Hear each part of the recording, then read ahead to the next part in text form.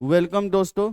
Roy classes के official channel पे आप सभी का स्वागत करते हैं। जैसा कि हमने कहे थे कि हम सभी क्लास को लेकर आएंगे, तो थोड़ा टेक्निकल इशू होने के कारण हम सभी क्लास लाने में थोड़ा लेट हो गए, पर जल्द ही हम लोग क्लास को ला चुके हैं और आज से आप सभी को रेगुलर क्लासेस मिलना शुरू हो जाएंगी। तो पहले हम सीडीपी के ऊपर उस समय उतनी चर्चा नहीं कर पाए थे सिलेबस पे, पर अभी हम सीडीपी के सिलेबस को पहले पूरी चर्चा कर लेते हैं कि क्या सिलेबस है। वह तो आपने ऑफिशियल में देखा था कि क्या सिलेबस है, पर एक तरीके से शॉर्टकट वे में यदि आप देखना चाहें कि हमें कौन कौन से टॉपिक हैं जो मैक्सिमम कवर करने हैं, तो टॉपिक पहले देख लेते हैं।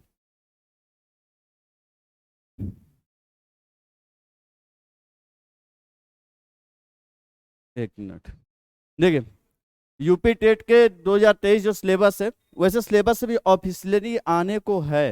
22 के आ चुके हैं, ऐसे हर साल सिलेबस वही होते हैं, कोई खास अंतर नहीं होता है। और वैसे भी यूपी टेट के सिलेबस हमेशा वही रहते हैं। तो ये यूपी टेट के सिलेबस देखे जाए तो पहली बात तो ये है कि इसमें जो आपके नंबर आएंगे, कुल कितने नंबर आएंगे? 30 नंबर के आएंगे।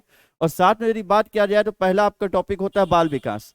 बाल विकास मतलब जो आप आमतौर पे आप पढ़े होते हैं वृद्धि और विकास के नाम से, वो टॉपिक आपको पढ़ना होता है कि वृद्धि और विकास क्या होता है। विकास के जो 14 सिद्धांत है वो सभी पढ़ना होगा। हरलॉक का सिद्धांत जो वो पढ़ेंगे आप। और इसी विकास में आ जाता है आपका शैशवावस्था, किशोरावस्था, बाल्यावस्था। दूसरा है अधिगम की अवधारणा, अर्थ और सिद्धांत। तो अधिगम क्या है, इसका कॉन्सेप्ट क्या होता है, क्या सही अधिगम है, सार्थक अधिगम है, अधिगम कैसे कराया जाए बच्चे को। और साथ में उसके सिद्धांत, जो सभी वैज्ञानिकों ने सिद्धांत दिए हुए हैं, थ्योरी दिए हुए हैं, जैसे आपने थॉर्नडाइक का पढ़ा होगा, पावलोव का, स्किनर, कोहलर का।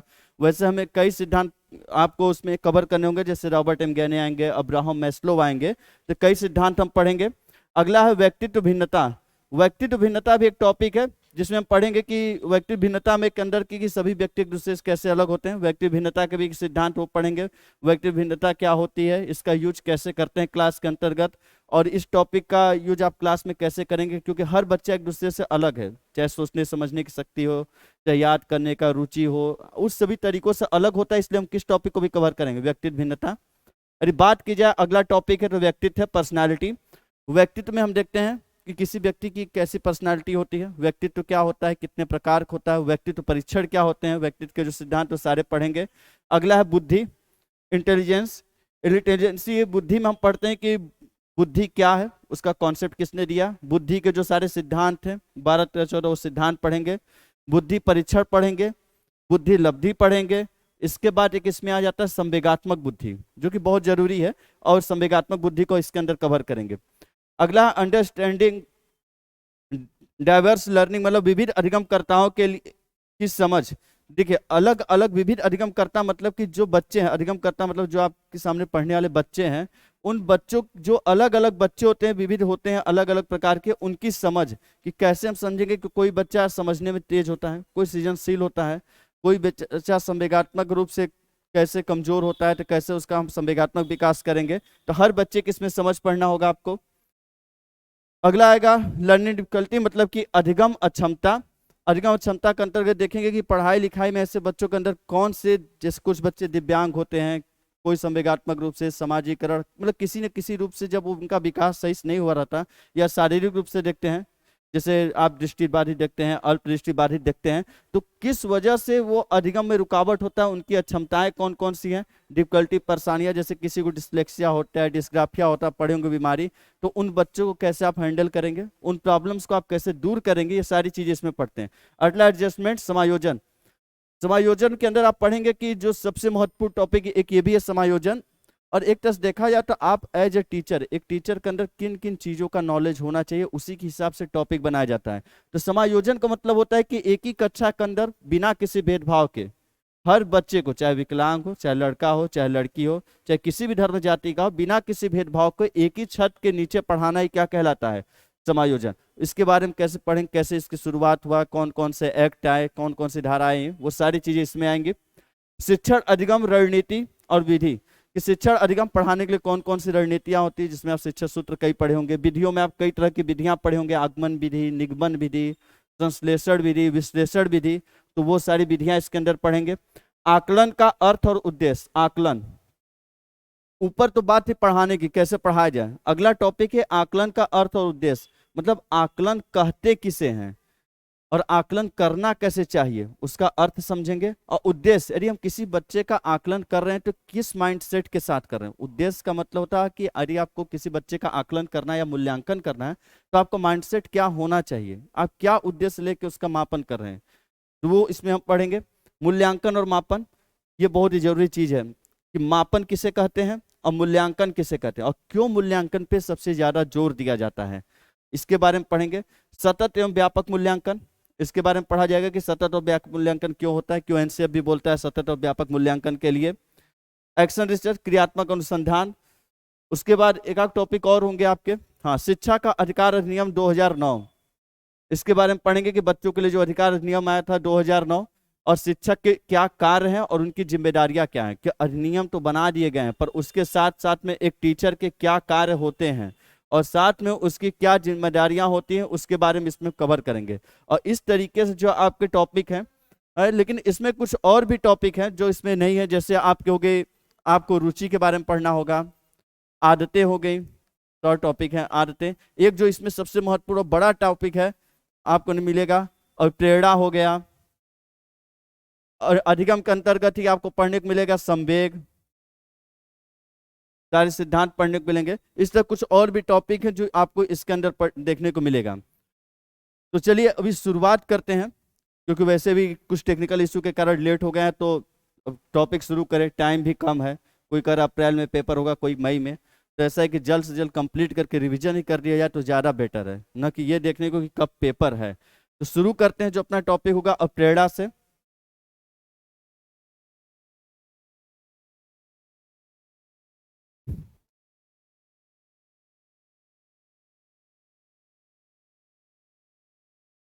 बात की जाए रही प्रेरणा की,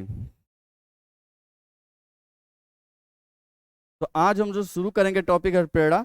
और बिल्कुल बने रहिएगा, हमेशा क्लास आएंगे हर रोज, और साथ में सारे के सारे टॉपिक करवाए जाएंगे, पूरे प्रैक्टिस सेट भी करवाए जाएंगे जो प्रीवियस ईयर में आ चुके हैं, जो नए आने वाले हैं, और हर एक सिद्धांत को करवाया जाएगा। और साथ में ये आपको काम देगा यूपी टेट के साथ साथ सुपर टेट में भी। यहाँ की साइकोलॉजी अब जितना पढ़ेंगे वो सारा काम देगा सुपर टेट में। तो इसलिए इसको इस तरीके से पढ़िएगा ताकि इसको सुपर टेट लेके जाएगा। ये नहीं कि यूपी टेट का पेपर दिया और सारा का सारा आपने डिलीट कर दिया, पेपर दे के निकले मतलब पेपर हो गया डिलीट। इतना ध्यान रखिए कि इसमें जो भी पढ़िएगा उसको कहाँ तक लेके जाना है, सुपर टेट में। तो यदि बात की जा रही टॉपिक की, तो जो आपकी टॉपिक है आज लेके हम लोग चलते हैं और प्रेरणा। और प्रेरणा टॉपिक लेके चलते हैं, इसी को बोलते हैं मोटिवेशन।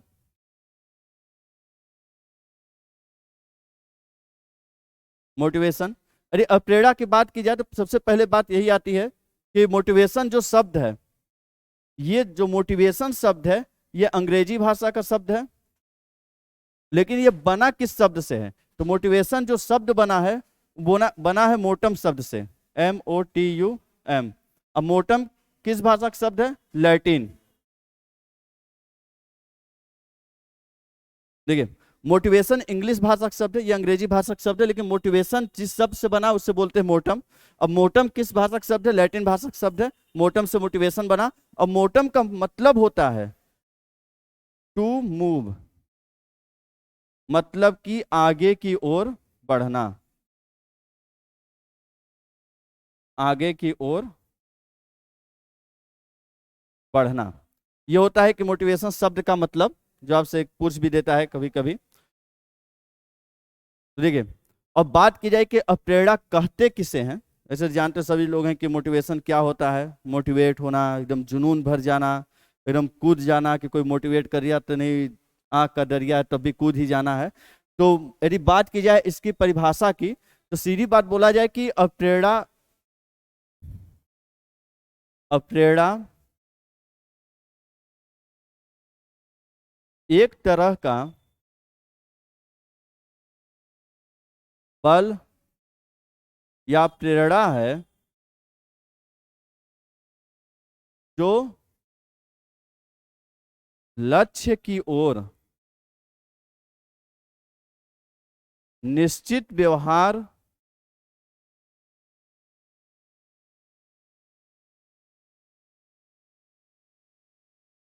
करने को अग्रसर करता है। तो देखिए, अप्रेड़ा एक तरह का बल है। जो अप्रेड़ा है वह एक तरह का बल है, मतलब फोर्स है, या इसी को आप प्रेरणा कह सकते हैं। प्रेरणा एक तरह का बल या फोर्स है जो कि किसी लक्ष्य की ओर, जो आपका एक निश्चित लक्ष्य होगा, उस लक्ष्य की ओर आपको एक निश्चित व्यवहार करने को क्या करेगा, अग्रसर। मतलब सीधी बात मान के चले तेरी प्रेरणा की परिभाषा के बारे में, कि मान लीजिए यदि आपका लक्ष्य है कि कुछ बनना है, आपको पढ़ाई करना है, तो यदि आपका लक्ष्य है कि मान लीजिए टीचर बनना, यदि आपका लक्ष्य है टीचर बनना, तो प्रेरणा, यदि आप मोटिवेट होंगे तो टीचर बनने के लिए कौन सा निश्चित व्यवहार है, पढ़ाई करना, एनालिसिस करना, हर चीज को पढ़ना। तो यदि आप मोटिवेट होंगे टीचर बनने के लिए, तो आपका निश्चित व्यवहार होगा कि आप पढ़ाई लिखाई करेंगे, एग्जाम की तैयारी करेंगे। यदि आपका लक्ष्य है यूपी टेट पास करना, तो मोटिवेट यदि आप रहेंगे तो आपका निश्चित व्यवहार रहेगा कि आप पढ़ाई लिखाई करेंगे। और यदि मोटिवेट नहीं रहेंगे तो सीधी बात है कि आप यूट्यूब पे इस वीडियो को देखते देखते अगले सेकंड आप किसी रील पे चले जाएंगे, और एक के बाद दूसरा रील, तीसरा रील, चौथा रील देखते चले जाएंगे। तो बात वही है, और इसीलिए बोला जाता है कि बच्चों को किसी भी चीज के लिए मोटिवेट करना क्या है, सबसे जरूरी चीज है। और इसीलिए आप एक टीचर के तौर पे प्रेरणा को पढ़ते हैं कि प्रेरणा क्या होता है, कैसे होता है, ताकि आप इसको समझ सकें। क्योंकि यदि कोई बच्चा मोटिवेट है, क्योंकि आपका काम ही है कि बच्चों को सुविधा देना, उनको रुचि जागृत करना, मोटिवेट करना, उनके अंदर जिज्ञासा उत्पन्न करना। और मोटिवेशन एक प्रेरणा बहुत ही अच्छी चीज होती है अधिगम के लिए। तो आपका काम है, यदि आप कोई बच्चे को यदि आपने प्रेरित कर दिया अरे टीचर बनने के लिए, किसी लक्ष्य के लिए, तो उससे जुड़ा हुआ जो निश्चित व्यवहार होगा उसकी ओर क्या होगा, अग्रसर होगा, आगे बढ़ेगा। और यही प्रेरणा काम करता है। यदि आप भी मोटिवेट होंगे किसके लिए, यूपी टेट के लिए, तो आपका भी निश्चित व्यवहार किधर बदल के जाएगा, पढ़ाई लिखाई। नहीं तो आप एक के बाद दूसरा रील, तीसरा रील चलाते रह जाएंगे। तो इस तरीके से प्रेरणा एक तरह का लक्ष्य, या प्रेरणा एक तरह का बल या प्रेरणा है जो कि लक्ष्य की ओर निश्चित व्यवहार करने को क्या करता है, अग्रसर करता है। तो एक बार इसका स्क्रीनशॉट ले लीजिएगा, फिर इसके आगे चलते हैं इसके कथन की ओर।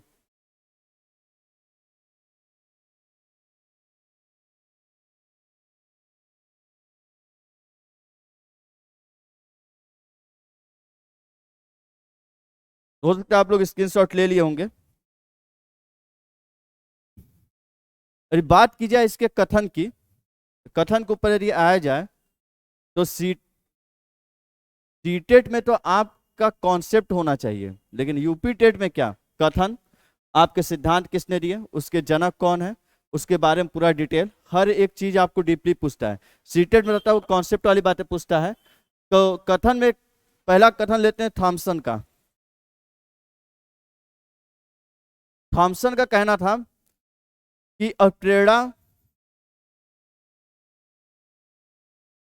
बच्चों में रुचि उत्पन्न करने की, रुचि उत्पन्न करने की कला है। ये किसका कथन है, थॉमसन का।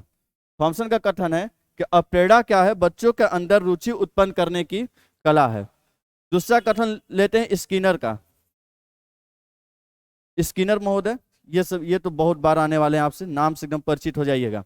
स्किनर का कहना है कि जो प्रेरणा है, प्रेरणा अधिगम का सर्वोत्कृष्ट सर्वोत्कृष्ट राजमार्ग है। एक और कथन है, क्रेच एवं क्रेच फील्ड,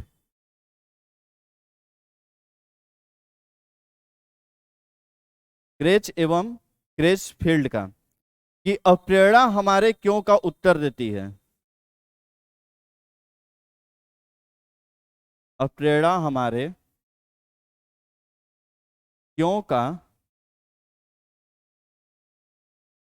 उत्तर देती है। तो देखिए, अभी और भी कथन है, पहले समझिए। तो एक तो यूपी टेट में सबसे बड़ी दिक्कत की बात है बच्चों को कि कथन नहीं याद होता। मैं यही कहूंगा कि पहले शब्दों को समझना शुरू करिए। ये नहीं कि आज आपने प्रेरणा लिखा तो अगले ही मिनट आप बस कथन रटना शुरू कर दिए। तो पहले शब्दों को समझिए कि प्रेरणा होता क्या है, रुचि शब्द का मतलब क्या है, सर्वोत्कृष्ट का मतलब क्या है, और हर एक कथन को समझिए कि आखिर थॉमसन इस कथन में कहना क्या चाहते हैं, क्यों महत्व दे रहे हैं किसी पॉइंट को। यदि आप उसे समझ गए तो बाद में वो चीजें अपने आप याद हो जाएंगे। तो किसी चीज को रटना नहीं है, पहले ही बता दे रहा हूँ, नहीं तो यदि आप इस तरीके से नहीं करेंगे तो फिर वही एक काम रह जाएगा रटने का। तो देखिए, थॉमसन ने बोला था कि अप्रेड़ा क्या है, बच्चों में रुचि उत्पन्न करने की क्या है, एक कला।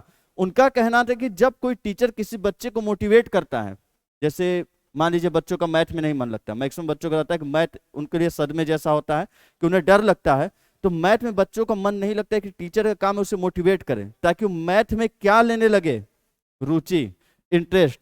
तो वही उन्होंने बोला कि टीचर के अंदर क्या होती है, कला। अप्रेड़ा क्या है, एक कला की तरह है, एक आर्ट की तरह है जो टीचर के पास होती है, जिसका यूज करता है टीचर किसी बच्चे का क्या उत्पन्न करने के लिए, रुचि। मान लीजिए आप मैथ के टीचर हैं या किसी भी सब्जेक्ट के, और बच्चा उस सब्जेक्ट से बहुत डरता है, उससे बोरिंग लगता है, उसे पढ़ने की इच्छा नहीं करता है, तो आप अप्रेड़ा क्या है, एक तरह की कला, तो आप उसका यूज करिए ताकि बच्चा मोटिवेट हो और उस विषय में उसकी क्या जग जाए, इंटरेस्ट, और उसमें उसका इंटरेस्ट जग जाएगा तो उस विषय को और अच्छे तरीके से पढ़ना शुरू कर देगा। तो थॉमसन का यही कहना था कि प्रेरणा एक तरह की क्या है, कला, जो क्या होता है जिसके वजह से आप बच्चों में क्या उत्पन्न करते हैं, इंटरेस्ट, रुचि उत्पन्न करते हैं। स्किनर, स्किनर कहना है कि प्रेरणा अधिगम का सर्वोत्कृष्ट राजमार्ग है। अधिगम शब्द का मतलब समझते ही है कि अधिगम का मतलब होता है सीखना। मतलब स्किनर महोदय ये कहना चाह रहे हैं कि सीखने के लिए सर्वोत्कृष्ट मतलब सबसे अच्छा, राजमार्ग मतलब रास्ता, कि अपेड़ा क्या है, सीखने के लिए सबसे अच्छा रास्ता है। यदि कोई बच्चा है नहीं सीख पा रहा है तो आप उसको क्या करिए, मोटिवेट। यदि हम कह रहे हैं कि मैथ का कोई सवाल है किसी बच्चे को देते हो, पहले ही बोल लेता सर हमसे नहीं लगेगा, वो कोशिश भी नहीं कर रहा है। तो किसी भी चीज को सीखने के लिए सबसे अच्छा रास्ता क्या होता है, अप्रेड़ा, क्योंकि आप मोटिवेट रहेंगे तो जाहिर सी बात है, आपने जैसे भी परिभाषा पढ़ा था कि लक्ष्य की ओर निश्चित व्यवहार करने के लिए क्या करता है, अग्रसर। तो यदि आप मोटिवेट रहेंगे तो अधिगम के लिए क्या होता है, सबसे अच्छा रास्ता क्या है, अप्रेड़ा। क्रेच एवं क्रेच फील्ड, इन्होंने कहा कि अप्रेड़ा हमारे किसका उत्तर देती है, क्यों का। जब बोलते हैं ना कि पढ़ाई कर लो घर वाले, तो एक ही दिमाग में बात आता है, क्यों पढ़ें। और जाहिर सी बात है यदि क्यों पढ़े का उत्तर मिल जाए तो आपका इंटरेस्ट खुद ही जाग जाएगा पढ़ने में।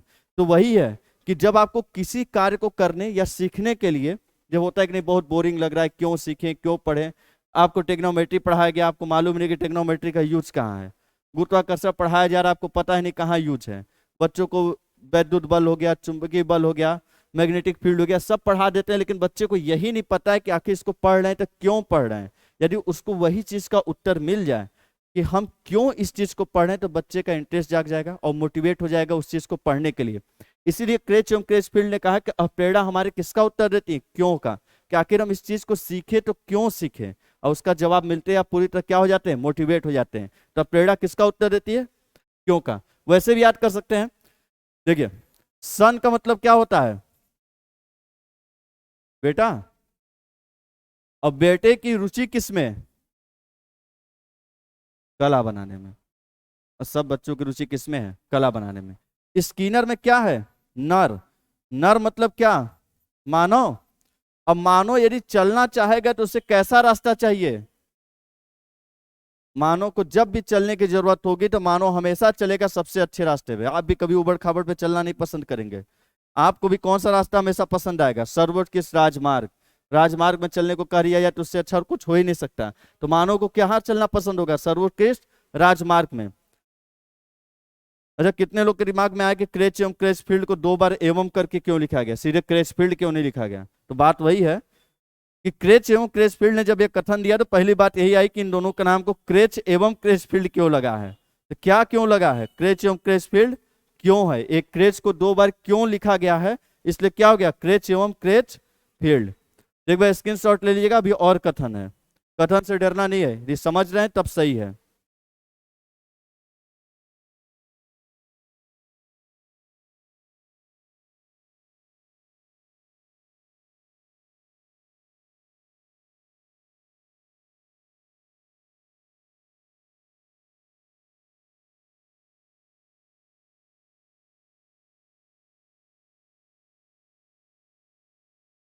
देखिए अगला देख लीजिए अब,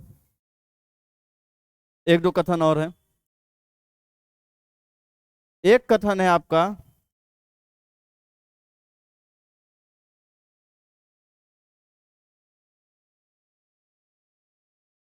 मैकडोनल्ड का।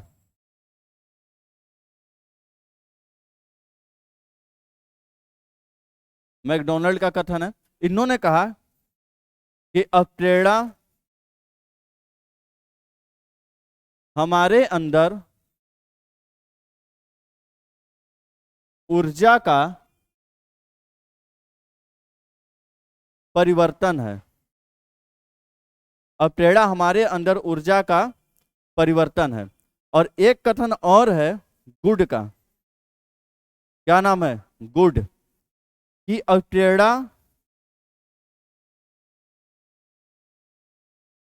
किसी कार्य को शुरू करने, जारी रखने तथा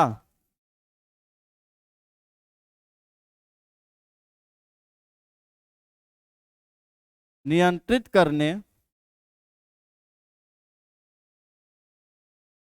की कला है। देखिए, मैकडोनल्ड ने बोला कि प्रेरणा हमारे अंदर ऊर्जा का क्या है? परिवर्तन। जाहिर सी बात है, मान लीजिए आपसे गणित एग्जाम आ गया यूपी टेट का, और आप टेंशन में कि 2 ही महीने में तैयारी कैसे होगा, तो ये आपके अंदर जो है, बोलते हैं ना कि आपके अंदर नेगेटिव सेंस चल रहा है, आपके अंदर पॉजिटिव एटीट्यूड होना चाहिए, नेगेटिव है, तो वही ऊर्जा परिवर्तन की जो आप इसमें नकारात्मक सोच रहे हैं, तो जब आपको कोई मोटिवेट कर रहा है तो आप पूरे जुनून में हो जाते हैं कि नहीं, रात भर में पढ़ के एकदम पास हो जाएंगे। तो वो होता है कि आपके अंदर ऊर्जा का क्या हो जाता है? परिवर्तन। जो आपके अंदर नकारात्मक ऊर्जा चल रही होती है, वहां से आप किसमें आ जाते हैं? सकारात्मक ऊर्जा में। आप पॉजिटिव सोच रखने लगते हैं कि नहीं, यदि 2 भी दिन टाइम रहेगा तब भी हम रात दिन एक करके पढ़ेंगे और पास हो जाएंगे। तो वही उन्होंने बोला कि प्रेरणा क्या होती है? हमारे अंदर किसका परिवर्तन है? ऊर्जा का। और गुड ने कहा कि प्रेरणा किसी कार्य को शुरू करने, जारी रखने, नियंत्रित करने की क्या है? एक कला है, या यही क्या है? एक कार्य है। कहीं की कला मिलेगा, कहीं की आपको कार्य शब्द मिलता रहता है।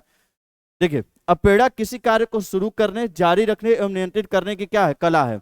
इन्होंने कहा गुड ने कि मान लीजिए आप मोटिवेट हुए, जैसे होता है ना कि कोई बोला कि पेपर दे रहे थे, तब से आपको लगता है सेमेस्टर एग्जाम के बाद कि अगले सेमेस्टर में शुरू से पढ़ना शुरू करेंगे और 1 हफ्ते में सब खत्म कर देंगे।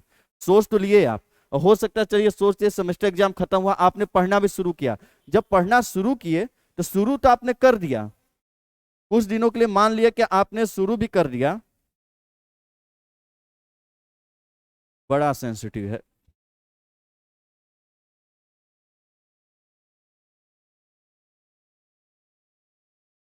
मक्खी भी बैठ के पढ़ाई शुरू कर रही है। देखिए, आपने किसी कार्य को क्या कर दिया? शुरू कर दिया। जारी रखना, कि शुरू करना ही अब प्रेरणा नहीं है कि आप जुनून में आए कि नहीं अब पढ़ना है तो एक दिन पढ़ना शुरू कर दिया और बस हो गया। शुरू भी कीजिए, उसको क्या रखिए? जारी रखिए। और साथ में वो आपके क्या होनी चाहिए? नियंत्रण में। यदि आपने सोचा है कि हर घंटे, हर दिन यदि हमको 4 घंटे पढ़ना है, तो आप शुरू भी कीजिए पढ़ना, और उसको हर दिन जारी भी रखिए, और उसे अपने कंट्रोल में रखिए कि नहीं, अब हम हर दिन 4 घंटे पढ़ेंगे। ये नहीं कि आज 4 घंटे तो कल 1 घंटे तो फिर 10 मिनट हो जा रहा है। तो आपके क्या होने चाहिए? नियंत्रित में। जब ऐसा होता है तब आपको क्या बोला जाएगा कि व्यक्ति क्या है? अब प्रेरित है। तो ये किसने बताया? गुड ने। तो देख लीजिए। अच्छा, ट्रिक भी बताते जाना होगा, कितना लोग ट्रिक के इंतजार में होंगे। मैकडोनल्ड में बर्गर खाए हैं? तो यदि आप बर्गर खाते हैं, तो बर्गर खाते हैं तो आपको क्या मिलती है? क्या मिलती है? गुड। एक अच्छा व्यक्ति किसे कहा जाएगा? जो उस कार्य को शुरू करके छोड़ दे, जो कार्य को शुरू भी करे, जारी भी रखे, और साथ में कैसा हो? उसके नियंत्रण में। नियंत्रण मतलब ये हर दिन 4 घंटा सोचे तो हर दिन 4 घंटा पढ़े, तो क्या होनी चाहिए? पूरी तरह नियंत्रण में। तब उसको कैसा व्यक्ति बोला जाएगा? कि वह कैसा व्यक्ति है? गुड, अच्छा व्यक्ति है। तो इसका भी स्क्रीनशॉट ले लीजिए, फिर आते हैं आगे की तरफ। कथन समाप्त हो गया है, ले लीजिए स्क्रीनशॉट।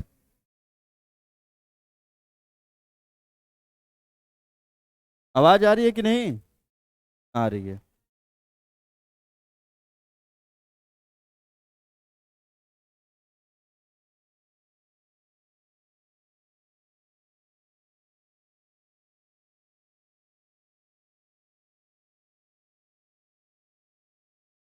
अब बात की जाए अगले यदि पॉइंट की तरफ पढ़े, तो अप्रेरणा में आपसे एक और चीज पूछता है कि अप्रेरणा के तत्व।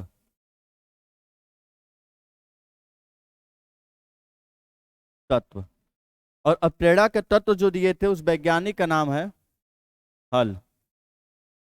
देखिएगा, अब प्रेरणा का तत्व भी आपसे पूछता है। पहले बात ये समझिए कि ये प्रेरणा का तत्व लिखा है तो पूछ क्या रहा है। अब प्रेरणा का तत्व का मतलब कि कोई भी चीज बनने के लिए कुछ एलिमेंट या तत्व की जरूरत पड़ती है। तो प्रेरणा का तत्व मतलब यदि किसी को मोटिवेट होना है तो किस किस स्टेज से गुजरता है, कौन कौन सी चीजें आती हैं, वो किसने बताया? सीएल हल ने। सीएल हल ने बताया कि पहली चीज की आवश्यक चीज होती है, जो होती है आवश्यकता। जो पहला तत्व क्या है? आवश्यकता। दूसरा जो तत्व है उसको बोलते हैं चालक, या उसी को बोलते हैं प्रणोद, या इसी को बोलते हैं अंतर्नोद।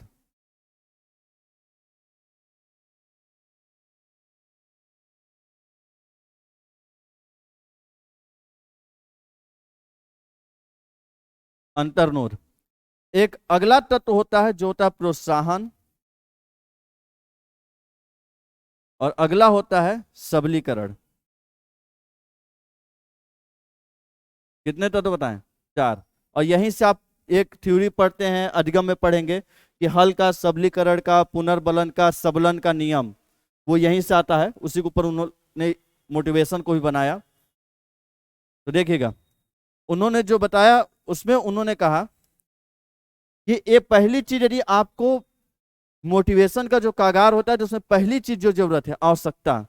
यदि आप बच्चे को बोल रहे मैथ पढ़ो और उसके लिए मैथ के लिए आपको उसको मोटिवेट करना है, तो पहली चीज है उसको आवश्यकता दिखानी पड़ेगी कि नहीं, बच्चे को ये महसूस कराना होगा कि मैथ को उसको जरूरत है।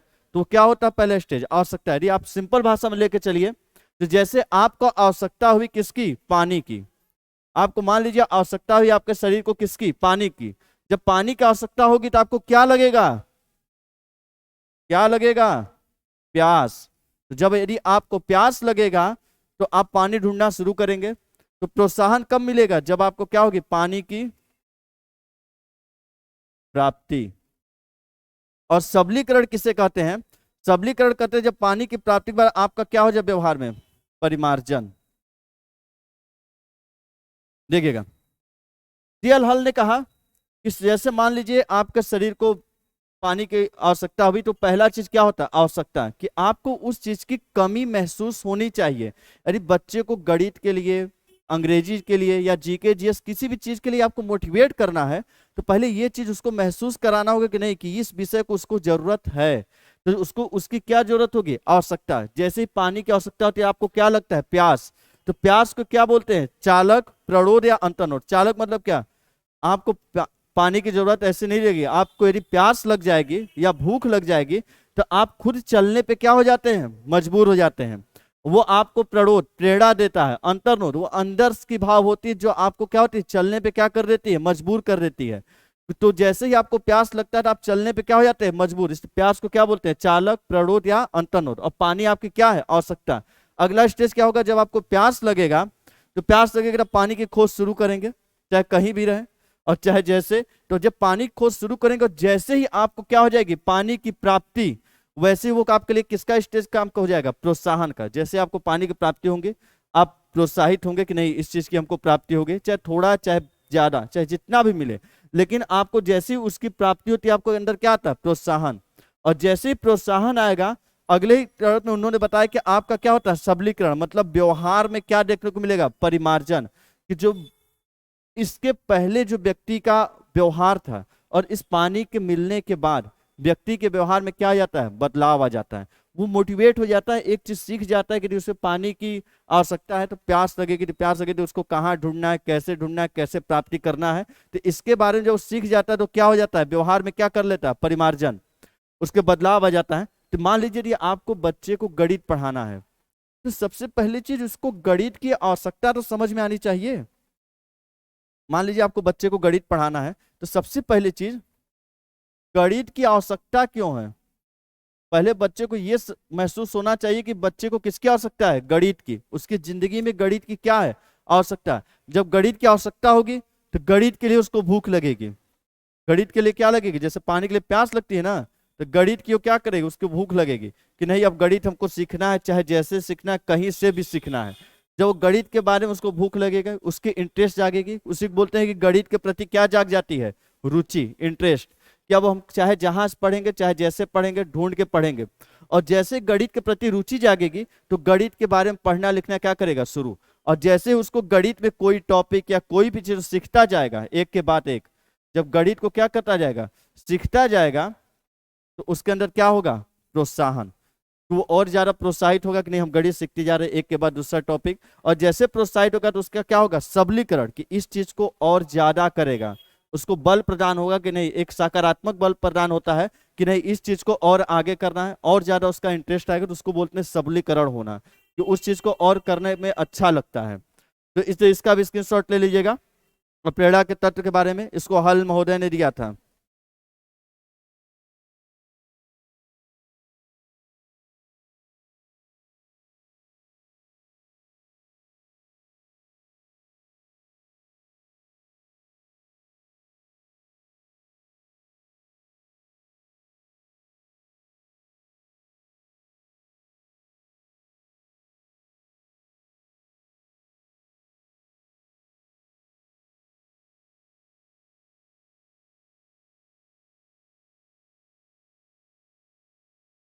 तो देखिए इसके बाद जो आपका टॉपिक आएगा वह आएगा जैसे अप्रेरणा के प्रकार। जो अगला टॉपिक है इसी में, वो है आपका अप्रेरणा के प्रकार। अप्रेरणा के प्रकार के लिए नॉर्मल भाषा में बात की जाए, जो एक टीचर के तौर पे जानना सबसे ज्यादा जरूरी है, वो है कि अप्रेरणा दो प्रकार की होती है। एक होती है सकारात्मक अप्रेरणा,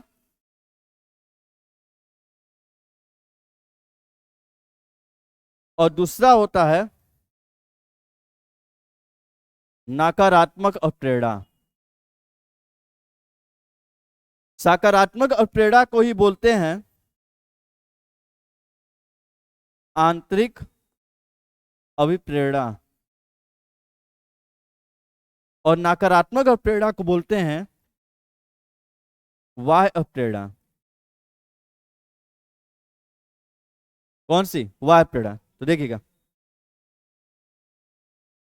सकारात्मक प्रेरणा को बोलते हैं आंतरिक प्रेरणा। और प्रेरणा यदि बात की जाए नॉर्मली तो दो प्रकार की होती है, एक होती है सकारात्मक, एक नकारात्मक।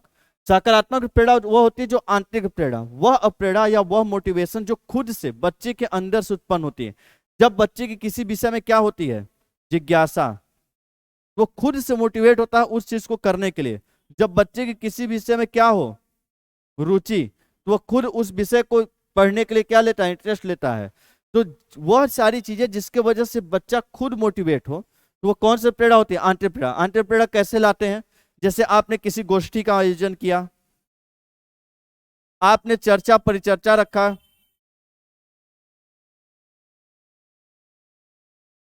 आपने मान लीजिए कोई आयोजन रखा, चर्चा परिचर्चा हुआ, संवाद हुआ। तो जब ये सारी चीजें करवाई जाती हैं तो बच्चा जब नए नए चीजों के बारे में सुनता है, जब नए चीजों के बारे में जानता है, तो उसको और रुचि उत्पन्न होती है और जिज्ञासा उत्पन्न होती है उन चीजों के बारे में जानने के लिए। तो वो अंदर से मोटिवेट होता है। उसे कहने की जरूरत नहीं कि नहीं तुम्हें गणित पढ़ना ही है, या नहीं तुम्हारे लिए गणित बहुत जरूरी है। लेकिन जब चर्चा में बैठता है तो खुद महसूस कर लेता है कि नहीं इस विषय के बारे में और ज्यादा जानना है। तो जब वो अंदर से मोटिवेट होगा, तो उसके अंदर जब जिज्ञासा या रुचि जागेगी, तो अंदर से क्या होता है, मोटिवेट। तो वो होती है आंतरिक प्रेरणा, जो कि एक सही प्रेरणा होती है। और इसी प्रेरणा को बच्चों के अंदर जागृत करने क्या होती है, जरूरत होती है।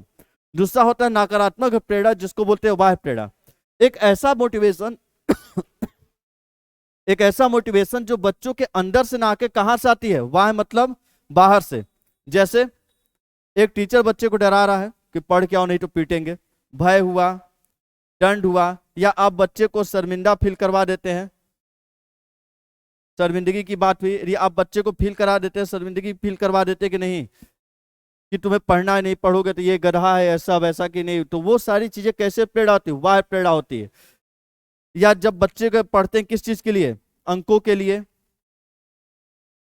जब आप नंबर्स के लिए बच्चे पढ़ते हैं, तो वो सारी कैसे प्रेरणा, बाह्य प्रेरणा कि नहीं हमको ज्यादा नंबर पाना है, या फिर हम इसलिए पढ़ेंगे क्योंकि टीचर का भय है, या बच्चे इसलिए पढ़ते हैं क्योंकि उनको डर लगता है कि जाएंगे तो पिटाएंगे, या बच्चे इसलिए पढ़ रहे हैं ताकि उसकी क्लास में बेइज्जती ना हो, तो सारी कैसी है प्रेरणा, वाह प्रेरणा। और यह प्रेरणा क्या होती है, नकारात्मक, जो कि क्या होती है, पूरी तरह गलत है।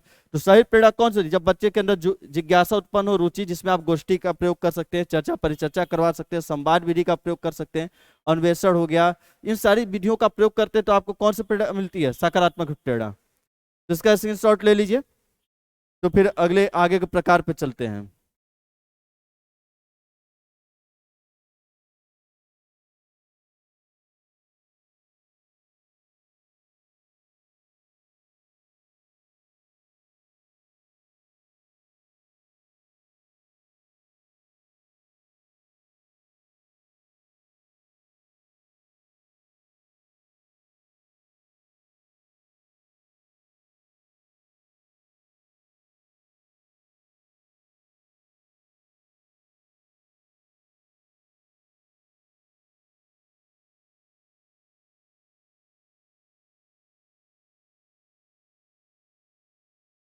और कुछ वैज्ञानिक थे जिन्होंने प्रेरणा के प्रकार बताए थे, उसको भी नोट कर लीजिए। देखिए, एक वैज्ञानिक थे गैरिट,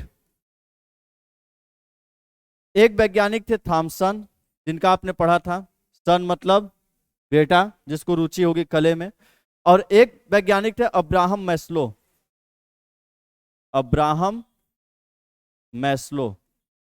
देखिए, इन सभी ने किसका प्रकार बताया था, अब प्रेरणा का। इन सभी ने जो प्रकार बताया था, किसका बताया था, अब प्रेरणा का प्रकार इनके अनुसार। तो देखिए, गैरिट के अनुसार जो प्रेरणा था वो 3 तरह के थे। इन्होंने बोला कि एक अप्रेरणा होती है जैविक अप्रेरणा, दूसरी अप्रेरणा होती है सामाजिक अप्रेरणा, और तीसरी अप्रेरणा जो होती है मनोवैज्ञानिक अप्रेरणा। अप्रेरणा थॉमसन ने बताया कि एक अप्रेरणा होती है स्वाभाविक, या यही होती है जो जन्मजात होती है।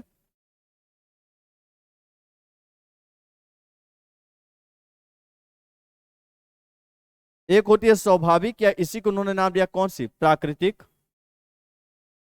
और दूसरी अप्रेरणा होती है कौन सी, कृत्रिम। तो देखिए, थॉमसन के अनुसार जो प्रेरणा तो कितने प्रकार के, 2, और गैरिट के अनुसार जो प्रेरणा वो कितने प्रकार के हैं, कितने, कहाँ के सब, कितने प्रकार के, 3। तो देखिए, जैविक प्रेरणा वो होती है, जैविक मतलब होता है जो शारीरिक प्रेरणा जुड़ी हो, जैसे आपको भूख लगता है, प्यास लगता है, तो वो सारी प्रेरणा कौन सी होती है, शारीरिक, जो शारीरिक चीजों से जुड़ी हुई है, जैसे आपको भूख लगा, प्यास लगा, ये कौन से प्रेरणा है, शारीरिक, जिनको गैरिट ने कौन से प्रेरणा बोले, जैविक। सामाजिक प्रेरणा वो होती है जो समाज के द्वारा, जैसे आपको जब प्रशंसा की इच्छा होती है कि नहीं कोई प्रशंसा करे, जब आपको इच्छा होती है किसकी, सम्मान की, तो कैसे प्रेरणा है, सामाजिक। और मनोवैज्ञानिक प्रेरणा वो है जो एक तरह से अंदर आपके खुद उत्पन्न होता है, जिसमें किसी चीज की चाहत नहीं होती, जैसे आपको किसी चीज में रुचि हो जाए, या किसी चीज की क्या हो, जिज्ञासा हो, किसी चीज की खोज हो, खुद समझने की इच्छा हो, तो वह कौन सी जाती है, मनोवैज्ञानिक प्रेरणा। तो देखिए, थॉमसन ने बताया इनका अलग है, इनका अलग और इनका अलग। देखिए, स्वाभाविक या प्राकृतिक वह प्रेरणा जो खुद हमारे अंदर होता है, जिसे लाने की जरूरत नहीं है, जैसे प्यास, जैसे क्या, भूख, ये ऐसी प्रेरणा जो खुद आपके अंदर होती है, प्राकृतिक है, प्रकृति की देन है, और इसको लाने की जरूरत नहीं होती है, स्वाभाविक है। और कृत्रिम प्रेरणा वो होती है जैसे प्रशंसा हुआ, सम्मान हुआ, रुचि हुआ, ये वह प्रेरणा जो कृत्रिम होती है, जो बाद में आपके अंदर आती है। अब्राहम मैस्लो ने भी प्रेरणा के 2 प्रकार बताए, एक होता है जन्मजात, एक होता है आपका जन्मजात प्रेरणा, और दूसरा कौन सा होता है, अर्जित। वही है, बस नाम बदले हुए। जन्मजात जो जन्म से आपके अंदर है, जो मूल प्रवृत्ति मैकडूगल के थे, मालूम ना, वही भूख हो गया, प्यास हो गया, ये सारी चीज क्या आपके अंदर जन्मजात है।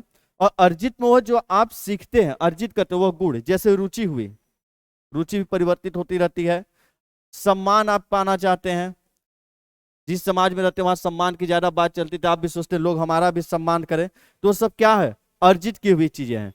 तो इस तरह से अप्रेरक प्रकार गैरिट के अनुसार 3 है, जैविक, सामाजिक, मनोवैज्ञानिक। थॉमसन के अनुसार 2 है, स्वाभाविक और कृत्रिम। अब्राहम मैस्लो के अनुसार भी 2 प्रकार के, जन्मजात और अर्जित। चीजें वही है, बस लोगों ने उसको अलग अलग प्रकार से बांट दिया है।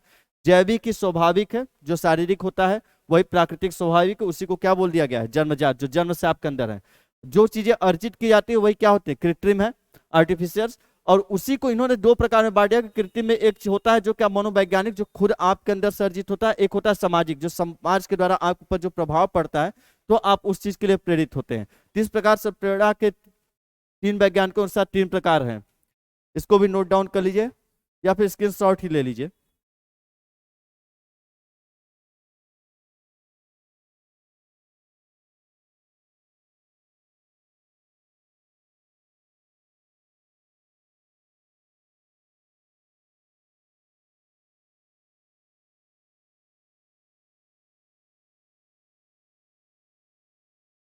तो इसको आप लोग नोट कर लिए हैं।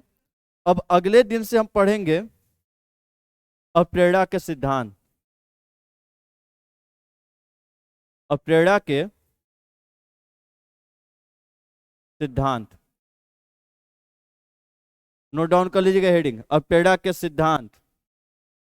और सबसे बड़ी चीज, किसी भी स्क्रीनशॉट नहीं लिखना, प्रॉपर नोट बनाइए, क्योंकि कुछ चीजें हैं जो कि आपको करना ही पड़ेगा। ये आप सोचते हैं कि पीडीएफ पढ़ के पास हो जाएंगे, तो पीडीएफ मोबाइल में रह जाता है, आपको पता है, हमको पता है, क्योंकि हम भी कभी पढ़ ही चुके हैं, इसमें कोई नई बात तो है नहीं। तो देखिए कुछ चीजें एकदम ध्यान रखिए, शुरू में साइकोलॉजी रटिए मत। पहला चीज, शब्दों का मतलब समझिए, बस इतना काम करते जाइए, क्योंकि साइकोलॉजी सीधी बात है, यदि आप समझ के नहीं कर रहे हैं प्लानिंग के हिसाब से तो आपको याद करना ही पड़ेगा, रटते रह जाएंगे आप। और जब रटेंगे तो इतने जगह स्किनर है, इतने जगह सिगमंड फ्राइड है कि सभी मिक्स होंगे, हर जगह तो व्यवहार, अधिगम, मोटिवेशन, यही चीज चलती रहेंगी। तो पहला आप ये काम करिएगा कि कुछ नहीं करना है, शुरू में शब्दों का मतलब समझिए आप नोट करके।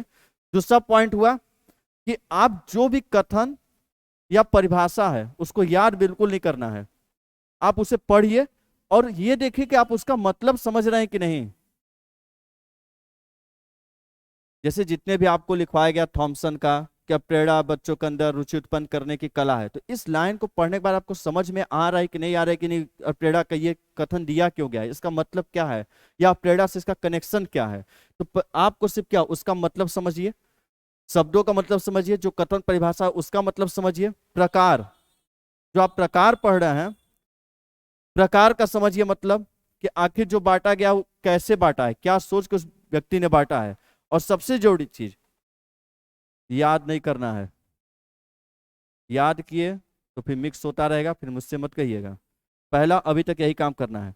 और सबसे बड़ी चीज है कि हर चीज को नोटबुक पे लिख कर नोट करिए, कोई भी चीज स्क्रीनशॉट पे नहीं रहना चाहिए, हर चीज को नोट करिए, प्रॉपर लिखिए अच्छे तरीके से, शब्दों का मतलब समझने की शुरू में कोशिश कीजिए, बाद में उस कथन की परिभाषा समझिए, उसका मतलब समझिए, उसके बाद उसके प्रकार का मतलब समझिए, पहले इतना ही काम करिए।